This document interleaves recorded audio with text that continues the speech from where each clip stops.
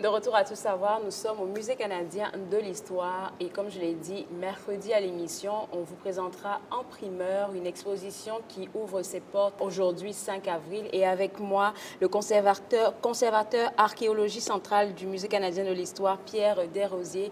On parle d'une exposition qui va être probablement vue une seule fois au Canada. Elle s'intitule Premier royaume d'Europe. Qu'est-ce qu'on peut savoir sur cette exposition-là?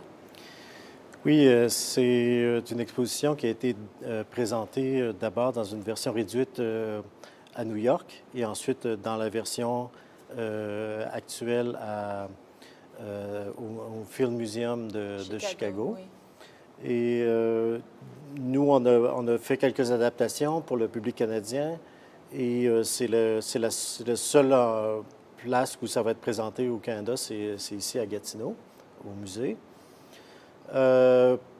C'est une exposition qui est vraiment exceptionnelle, qui a très peu de chances de se représenter, pas seulement ici, peut-être même dans le monde, parce que c'est une exposition qui inclut la collaboration de 11 pays différents et de 26 institutions.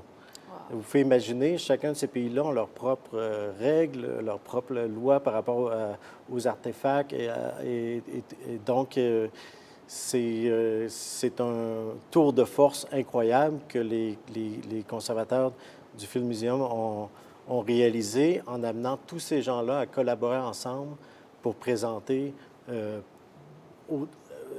nombre de 700 objets ici qui viennent ici. Moi, j'ai envie de demander, Pierre, pourquoi c'était si important pour le Canada de recevoir, et pour le Musée canadien de l'histoire, de recevoir une exposition de même qui a tellement de poids, tellement de vécu aussi? Oui, c'est... en fait, pour le musée, vise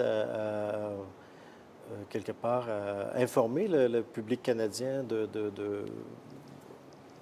qu'est-ce qui s'est passé dans ces temps-là? De ce qui s'est passé dans ces temps-là, entre autres. Et je pense que l'idée, c'est que... en fait, on rend une chance exceptionnelle aux gens d'ici de pouvoir voir ces objets-là ensemble et on leur permet de voyager sans avoir à se déplacer.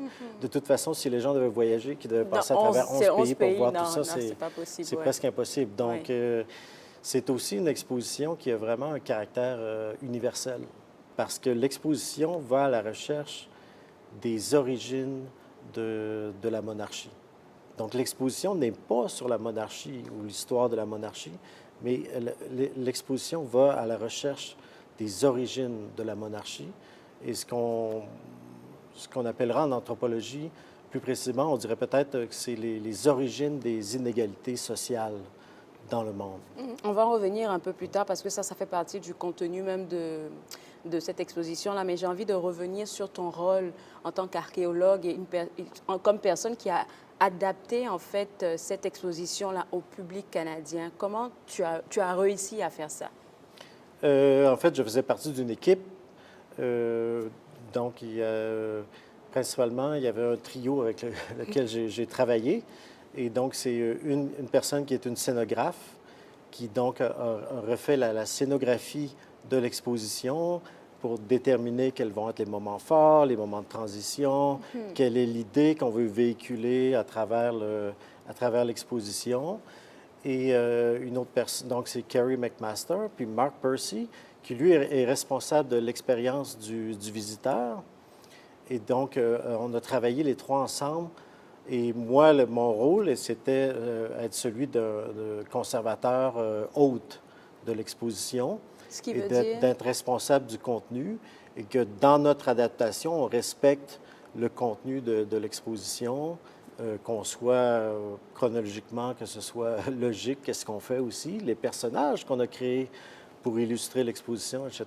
Donc, on avait des discussions sur chaque personnage. Wow. Comment il va être habillé, qu'est-ce qu'on veut que le personnage illustre en termes d'émotion. Et donc, moi, j'étais toujours celui qui était là, qui disait, non, moi, on est à Néolithique, le personnage doit être habillé au moins de telle façon, de telle façon. Donc, Et puis, quand on parle de chronologie, je me rends compte que même à l'entrée de l'exposition, c'est bien vu là qu'il y a 4 moments forts que vous présentez dans cette exposition. Est-ce qu'on peut les passer en revue? en fait, l'exposition suit tout simplement le développement chronologique.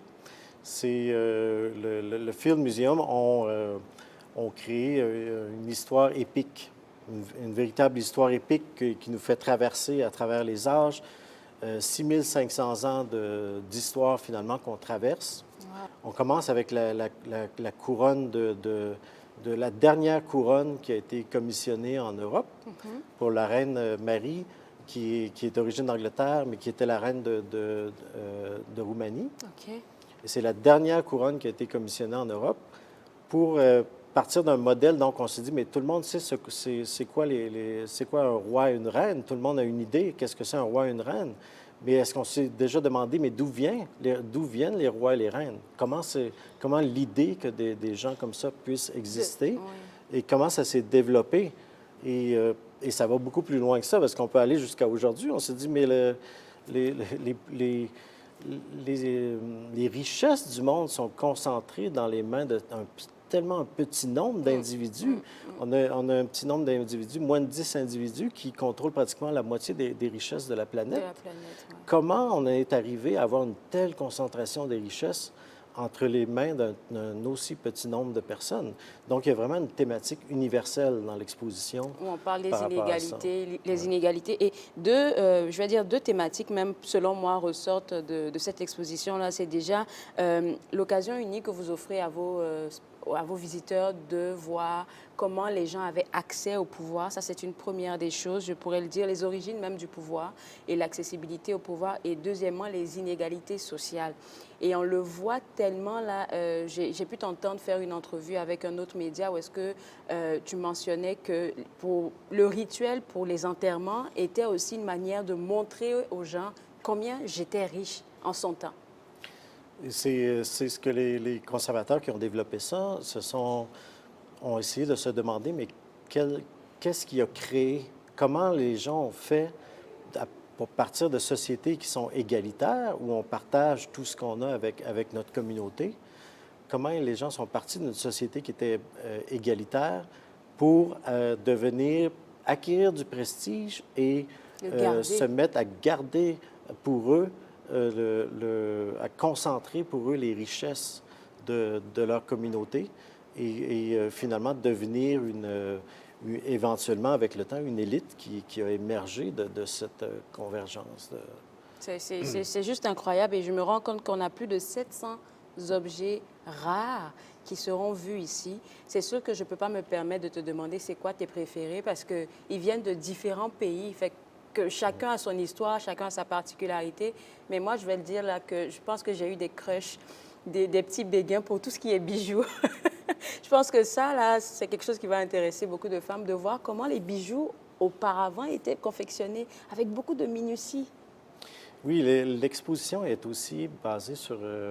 ils ont essayé de sélectionner des choses qui représentaient autant les femmes que les hommes. Oui. Donc, on a les deux aspects qui sont représentés dans l'exposition. Partout, vous allez voir des témoignages qui témoignent de présence des femmes, présence des hommes. Des épées et du par prestige là, aussi, qui n'était pas seulement les hommes qui acquéraient du prestige, mais les femmes aussi pouvaient acquérir du prestige. On le voit dans l'exposition, entre autres justement avec les bijoux. Et le fait que l'exposition aussi se focus sur l'idée du prestige, c'est pour ça qu'il y a énormément d'objets rares, justement, et des objets prestigieux qui sont en or. On a de l'argent, on a de l'ambre, du cuivre. On a du cuivre, et du bronze. Et c'est très, très rare en Amérique du Nord qu'on ait la chance de voir ce type d'objet-là.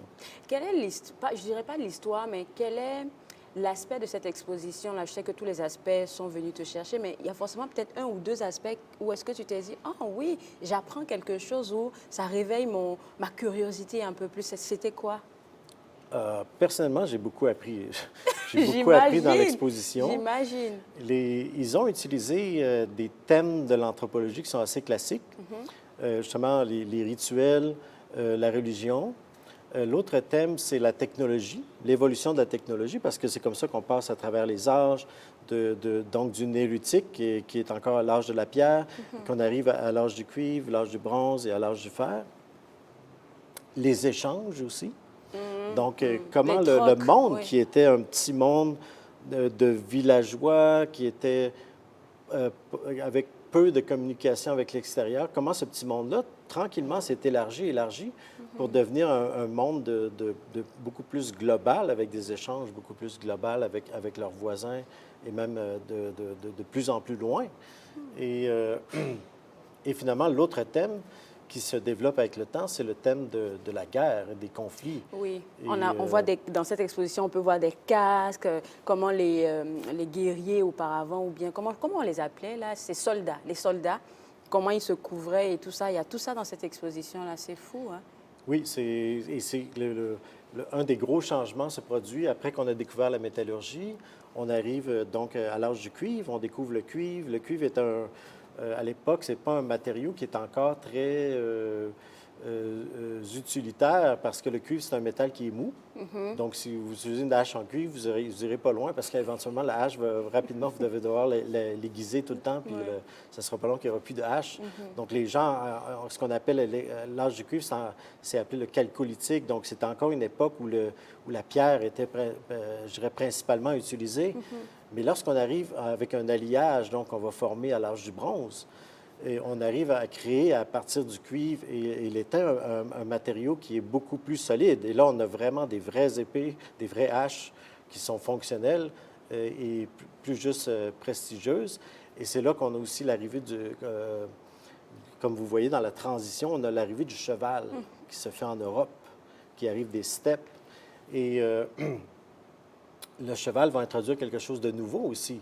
Et on a ce que les archéologues interprètent comme l'émergence d'une classe guerrière.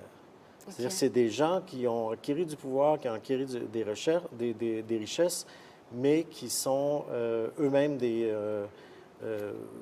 qui s'imposent eux-mêmes par la force dans leur environnement. Je n'ai pas envie de jeter trop d'informations, là, mais je vais me permettre de dire, quand on parle du cheval, vite fait comme ça, j'ai pu voir dans l'expo qu'il y a un des princes, ou je ne sais plus quoi, qui s'est fait enterrer avec ses chevaux, plus son chien, parce que ça faisait partie de sa richesse. J'étais comme, bon, OK, les gens allaient loin là, pour montrer leur richesse. Il y avait une question de contrôle aussi. Donc, ce n'est pas tout le monde qui avait accès aux chevaux. Hein. Aux chevaux. Et on peut imaginer les gens de l'époque qui n'avaient jamais vu de chevaux. C'était merveilleux. Ils voient quelqu'un arriver avec toute une armure sur un cheval. C'est automatiquement, la personne s'impose d'elle-même de cette façon-là. C'est sûr. Et cette élite-là qui émerge et qui devient de plus en plus forte avec le développement technologique, et le développement des fours. Et le développement des fours, c'est un élément très important. C'est en fait la maîtrise du feu qu'on voit qui se développe dans toute l'exposition. Parce qu'au néolithique, vous avez, ce qui est nouveau, vous avez le développement de la céramique. Donc, les gens apprennent à maîtriser la flamme et à créer des fours qui permettent de faire cuire de la céramique. Et de plus en plus, on commence à contrôler le feu, la température du feu. Et lorsqu'on arrive à l'âge du cuivre, on est capable d'augmenter la température du feu beaucoup plus et pour arriver à faire fondre du cuivre. Et plus on continue, quand on arrive à l'âge du fer, il faut augmenter la température du feu beaucoup plus élevée. Mais ça apporte beaucoup d'avantages parce que le fer, contrairement à d'autres matériaux, le fer, c'est un matériau qui est assez répandu dans la nature, dans l'environnement. Donc, les gens sont capables, le fer devient beaucoup plus accessible. Et, je pense qu'on a donné assez d'informations aux téléspectateurs pour les inciter à venir voir cette exposition-là. Merci beaucoup, Pierre. Je sais que sûrement tu as d'autres entrevues qui t'attendent.